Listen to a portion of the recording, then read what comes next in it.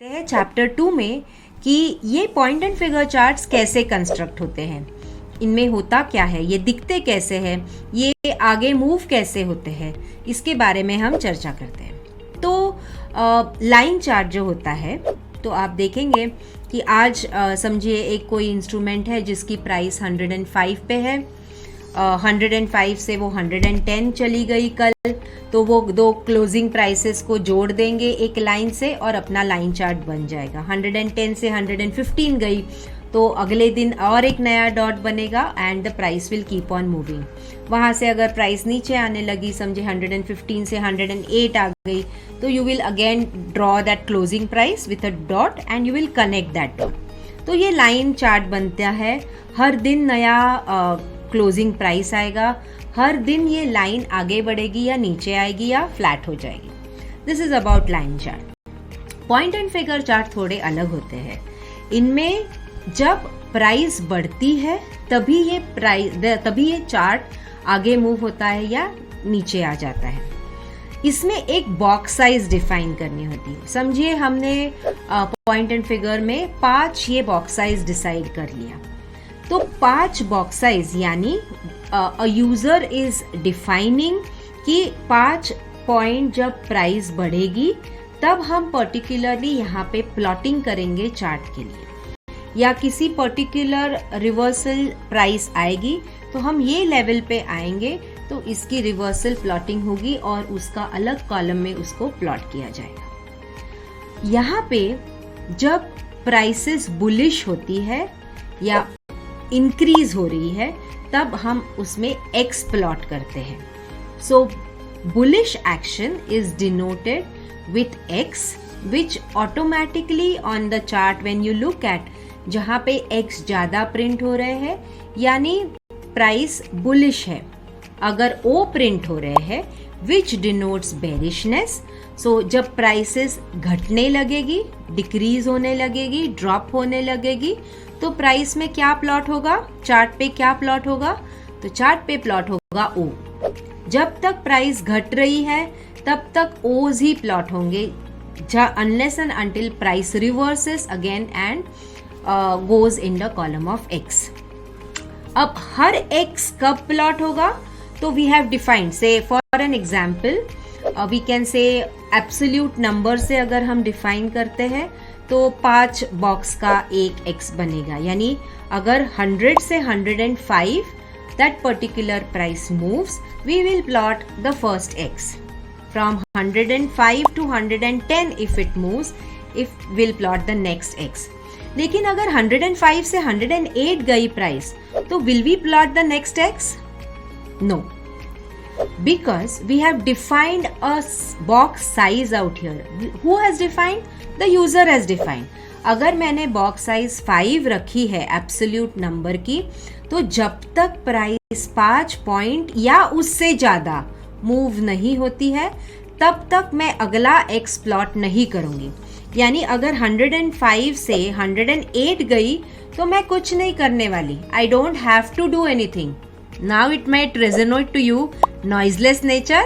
I'm not doing anything. मुझे हर बार price chart पे आके देखने की भी जरूरत नहीं है कि प्राइस ने क्या किया। 110 जब जाएगा तो ऑटोमेटिकली नया एक्स प्रिंट हो जाएगा। We don't have to be coming back and forth near the chart. So एक जो स्क्रीन टाइम होता है ना, कि मुझे मालूम है कि 10 बार आके हर मिनट पे, अच्छा ये मिनट पे डोजी बनी है, अगले मिनट पे मारूबुजू बनाए, अब पिन बार बनाए, तो that anxiety which was there when you are using the candlestick chart is completely weaned off when you are using noiseless chart। क्योंकि अगर प्राइस 105 से 110 गई ही नहीं है तो नया कुछ प्लॉटिंग ही नहीं हुआ है। अब समझिए 100 से 105 आ गई, हमने पहला वाला एक्स प्लॉट कर लिया। 105 से अगर 108 गई तो हम कुछ नहीं कर रहे। 105 से अगर 111 गई तो we will plot our next X, क्योंकि हमारा defined box size is 5, 111 is 6 points more than 105, so we can plot 1 X. अब 110 पे हमारा एक एक्स आ गया, अगला एक्स कब प्लॉट होगा, जब प्राइस और 5 पॉइंट से बढ़ेगी, फ्रॉम 110 से 115 चली गई, तो हमारा एक्स प्लॉट होगा. This is when we have defined a user box size for us. So this is a small understanding about box sizes. So who defines the box size? It is the user. So you can design a box size of 1, you can design a box size of 2, you can design a box size of 3, 5, 10, 15, whatever you want.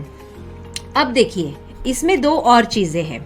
ये box size को absolute number में हमने अभी बात किया कि 5 point पे हम इसका नया एक्स बनाएंगे और इसको नए बॉक्स में, कंटिन्यूएशन बॉक्स में हम इसको प्लॉट करेंगे.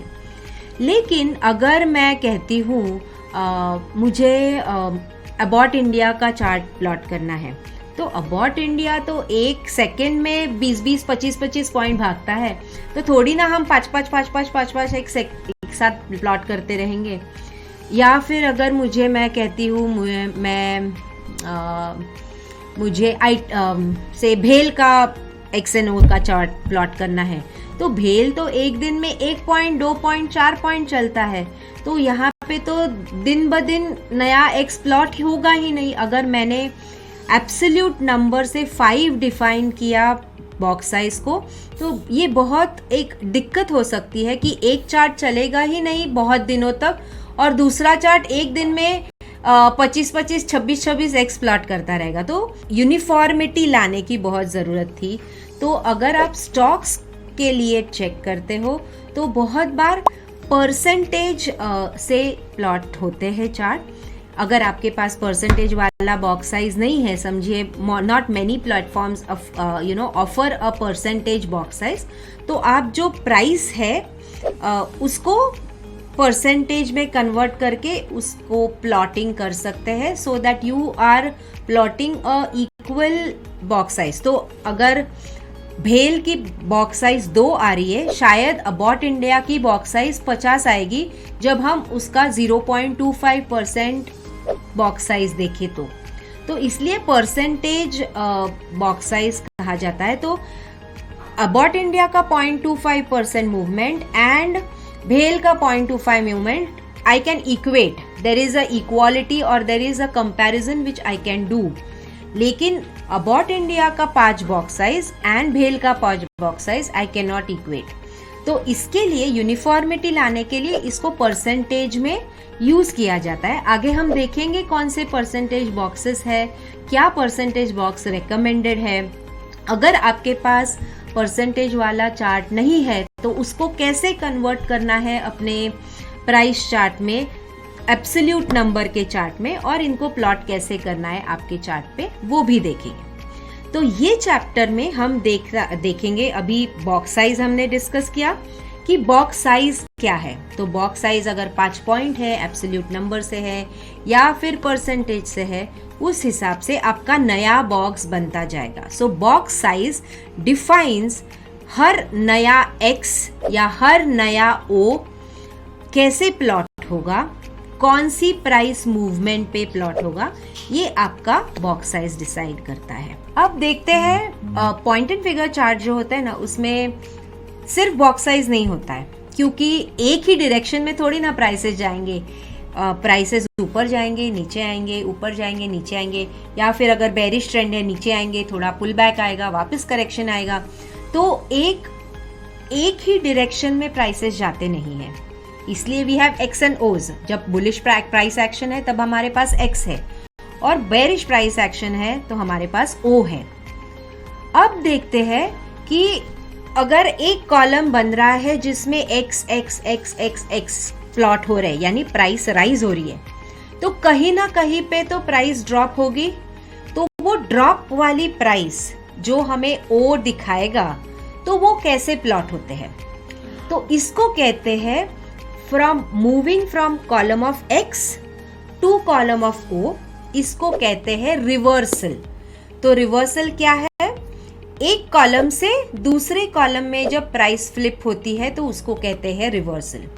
जब प्राइस कॉलम ऑफ ओ में है, कॉलम ऑफ ओ से कॉलम ऑफ एक्स में मूव करती है, तो उसको भी कहते हैं रिवर्सल. तो हम एक कॉलम से दूसरे कॉलम में जब फ्लिप करेंगे प्राइस फ्लिप करेगी तब हमें रिवर्सल बॉक्स की जरूरत होती है। तो ideally recommended box size for reversal is 3।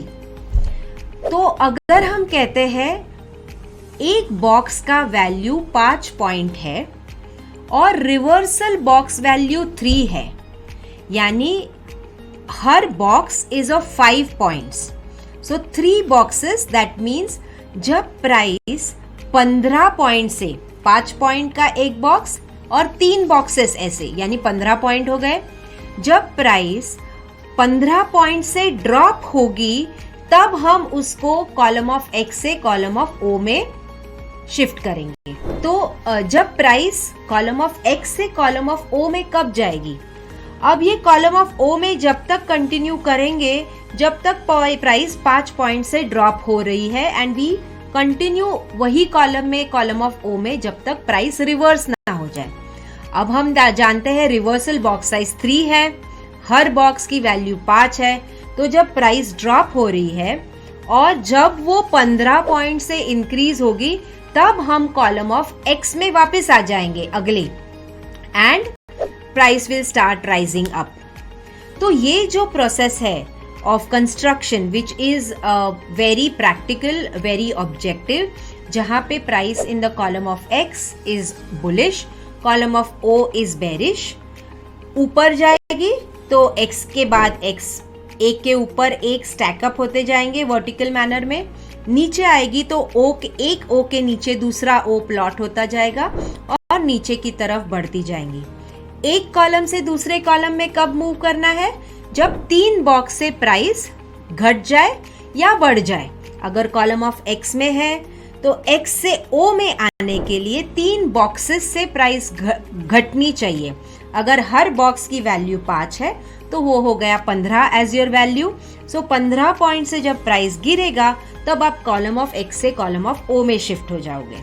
वैसे ही अगर आप कॉलम ऑफ ओ में है, बेरिश एक्शन चल रही है, कॉलम ऑफ ओ से कॉलम ऑफ एक्स में कब जाएंगे? अगेन 15 पॉइंट से जब प्राइस बढ़ेगी तो आप कॉलम ऑफ ओ से कॉलम ऑफ एक्स में शिफ्ट हो जाएंगे। So this is a basic understanding of point and figure chart, जहां पे सिर्फ वर्टिकल मूवमेंट हो रही है, एक के ऊपर एक स्टैक हो रहे हैं O's and X's. Secondly, the beauty of point and figure chart is every column of x is followed by a column of o and a column of o is followed by a column of x. On a point and figure chart, you don't have anything other than x and o's. Each column will be alternating to each other and that brings in that objectivity कि जब मैं column of o में हूँ तो मुझे exactly मालूम है, क्योंकि रिवर्सल बॉक्स साइज मैंने ही डिफाइन किया है उसको, तो मुझे मालूम है फ्रॉम दैट पर्टिकुलर लेवल जब प्राइस कहाँ पे ऊपर जाएगी तो वो बुलिश होगी। तो अगर मेरी शॉर्ट ट्रेड है, मैं किसी इंस्ट्रूमेंट में शॉर्ट हूँ तो प्राइस नीचे आ रही है which is in my favour, but मैं तो स्टॉप लॉस के बगैर काम नहीं करती हूँ, तो मुझे स्टॉप लॉस ट्रेल करना है, कहीं पे तो प्रॉफिट घर पे भी लेके जाना है ना। प्रॉफिट थोड़ी ना सिर्फ हमें स्क्रीन पे देखना है M2M ग्रीन, हमें प्रॉफिट घर पे भी तो लेके जाना है। तो कहीं पे ट्रेलिंग आएगा, तो वो ट्रेलिंग कैसे करना है उसके लिए मुझे मालूम है जब तक कॉलम ऑफ ओ में है तब तक वो बेरिश है, that time it is in my favour because I have shorted that particular instrument. जब वो कॉलम ऑफ ओ से कॉलम ऑफ एक्स में कभी जाएगा तो उसके लिए हमने ही डिफाइन किया है रिवर्सल बॉक्स। तो मुझे मालूम है 15 पॉइंट अगर प्राइस यहाँ से ऊपर बढ़ गई तो it moves in column of X. अगर कॉलम ऑफ एक्स में शिफ्ट हो गया तो हमारा इंस्ट्रूमेंट बुलिश हो गया, तो we can trail our stop loss, we can book our profits. अगर आप समझिए कोई पर्टिकुलर इंस्ट्रूमेंट में 2 लॉट से शॉर्ट है, एक लॉट का प्रॉफिट बुक कर लिया, एक लॉट को ट्रेलिंग पे डाल दिया। So there are various ways in which you can use that information to take your trades. अब अगला चीज ये है कि अगर x के बाद o आ रहा है, मुझे मालूम है o के बाद भी x आने वाला है, वापस x के बाद क्या आएगा तो o ही आएगा। तो reversal box values is very important क्योंकि मुझे ट्रेलिंग के लिए हेल्प होता है। मुझे मालूम है कॉलम ऑफ x में यानी बुलिश, कॉलम ऑफ ओ में यानी bearish. So I can define my trading systems accordingly कि ये यहाँ पे अगर फ्लिप हो जाए और वो क्या वैल्यू है वो मुझे पहले से मालूम है. अगला x भी कब प्लॉट होगा या अगला o भी कंटिन्यूएशन बॉक्स में कब प्लॉट होगा वो भी मुझे मालूम है, क्योंकि 5 पॉइंट बढ़ेगा या 5 पॉइंट घटेगा, ओनली देन दैट इंक्रीज और decrease in that prices is going to happen. This is that objectivity which I was talking in, that noiseless charts are completely objective and they tell me when they are moving. अगर समझिए price move ही नहीं हुआ, जैसे हमने बात किया 105 से 108 गया, हमें करना ही नहीं है कुछ. I don't have to do anything. I'm not a compulsive trader. I don't want to do anything when the price is not moving. मैं शांति से बैठी रहूंगी. जब तक प्राइस में मूवमेंट नहीं आएगा तब तक हम हमारा ट्रेड नहीं लेंगे. That's why I call this as a completely price action based trading, and it helps especially the people who are into intraday systems or who is into BTSD या scalping में है या बहुत बड़ी लॉन्ग टर्म पोजीशन भी create करनी है, तब भी पॉइंट एंड फिगर चार्ट हमें यू हेल्प करता है. पोर्टफोलियो बिल्डिंग के लिए point and figure chart help करते हैं. सो पॉइंट एंड फिगर को हम हमारे तरीके से डिफाइन जब करते हैं तो वो वैसा पिक्चर हमें दिखाता है कि बाबा अगर बड़े टाइम फ्रेम पे करना है तो मुझे बड़ा बॉक्स साइज रखना पड़ेगा, अगर छोटे टाइम फ्रेम पे करना है तो मुझे छोटा बॉक्स साइज इस्तेमाल करना है. It's as simple as that. क्योंकि अगर मैं स्कैल्पिंग कर रही हूँ तो स्कैल्पिंग का बॉक्स साइज मे बी 0.15 और for Nifty it may be 10 box and bank Nifty it may be 35 और 40 पॉइंट्स का एक बॉक्स. लेकिन वही बैंक निफ्टी और निफ्टी को मुझे अगर पोजिशनल में लेके जाना है तो I have to increase that box size to may be 0.1%, या I have to increase it to 20 points, या I have to increase it to 80 points for bank Nifty. तो हर आपका ऑब्जेक्टिव क्या है ट्रेडिंग में, अगर वो आप डिफाइन कर पाए कि मुझे क्या करना है, स्कैल्पिंग करना है या मुझे BTSD ट्रेड्स या STBT ट्रेड्स करने हैं या मुझे कोई स्विंग्स कैप्चर करने हैं या मुझे मेरा पोर्टफोलियो बिल्ड करना है, तो उस हिसाब से आप आपका बॉक्स साइज चूज करेंगे. तो वापस boils down to the same point, who is the user? The user defines the box size for point and figure chart. So user has to understand कि उसका टाइम फ्रेम क्या है trade करने का, उसका ऑब्जेक्टिव क्या है ट्रेड करने का, और उस हिसाब से हर ट्रेडिंग सिस्टम टेलर हो सकती है. अब देखते हैं रेकमेंडेड बॉक्स साइजेस क्या है. तो जैसे हमने डिस्कस किया हर एक ट्रेडर का टाइम जोन क्या है ट्रेडिंग के लिए. तो जो कैश में ट्रेडिंग कर रहे हैं वो 0.25% बॉक्स साइज देख सकते हैं. जो एक थोड़ी मीडियम टर्म के हिसाब से ट्रेडिंग कर रहे हैं कैश में ही, वो 1% बॉक्स साइज देख सकते हैं. जो ट्रेडर्स जरा बड़ा हॉराइजन देख रहे हैं, जैसे अगर ईयरली चार्ट्स देखना है या बड़े टाइम फ्रेम के लिए आपको ट्रेड करना है, तो आप 1% box size and 3% box size देख सकते हैं. This is for cash. अगर आप डेरिवेटिव ट्रेडर है तो आपको 0.15% 1 मिनट का चार्ट देखना है. अब यहाँ पे 1 मिनट का चार्ट क्यों देखना है? क्योंकि हर 1 मिनट पे, that is in fact the beauty of point and figure charts, that her 1 minute पे अगर जो प्राइस एक्टिविटी हो रही है वो लॉक हो जाती है. 1 मिनट कंप्लीट होने पर अगर वहां पे बुलिश प्राइस एक्टिविटी है, that chart gets locked at 1 minute. Options trade करते हैं, ऑप्शंस के भी चार्ट है पॉइंट एंड फिगर में, स्टॉक ऑप्शंस है, इंडेक्स ऑप्शंस है, सब कुछ है पॉइंट एंड फिगर में. तो अगर ऑप्शंस के चार्ट देख रहे हैं तो ऑप्शंस के लिए एनालिसिस के लिए 3% is the recommended box size and 1% is the recommended box size for entry and exits. तो ऑप्शंस जब ट्रेड कर रहे हैं तो 3% पे पहले एनालिसिस करिए और 1% पे एंट्री ले लीजिए. अगर आप बैंक निफ्टी और निफ्टी ट्रेड कर रहे हैं तो बैंक निफ्टी अगर आप पोजिशनली ट्रेड कर रहे हैं तो बॉक्स साइज रेकमेंडेड है 0.15%, और अगर छोटा स्विंग्स कैप्चर करना चाहते हैं, स्कैल्पिंग करना चाहते हैं, 0.08% is for scalping the bank Nifty for a shorter time frame. Nifty के लिए 0.1% is the box size which is recommended 1 minute chart पे, and 0.05% for scalping or small BTST STBT kind of a setup is what we will look at. इन सब का reversal box size standard रखा गया है जो है 3, यानी कोई भी चार्ट आप देख रहे हो तो रिवर्सल बॉक्स साइज उसका 3 ही है, जो ऑप्शन हो जाए या डेरिवेटिव्स हो जाए या कैश सेगमेंट हो जाए या फिर बैंक निफ्टी भी हो जाए। तो रिवर्सल बॉक्स हम फिलहाल when we are in the process of learning that time हम सिर्फ 3 पे ही रखेंगे।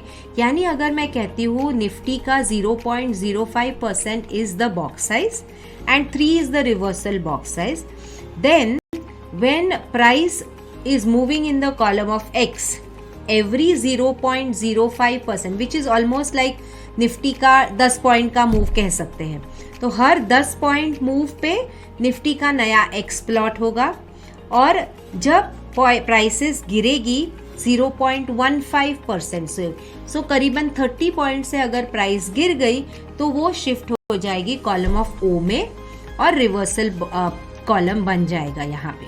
एग्जैक्टली अपोजिट अगर हम बैंक निफ्टी की एग्जाम्पल ले लें, अगर हम कहते हैं बैंक निफ्टी का बॉक्स साइज 0.15% है पोजिशनल ट्रेडिंग के लिए, तो हर नए कॉलम में नया एक्स जब बनेगा तब every 0.15% increase in the price, if we are in the column of X new X will be plotted.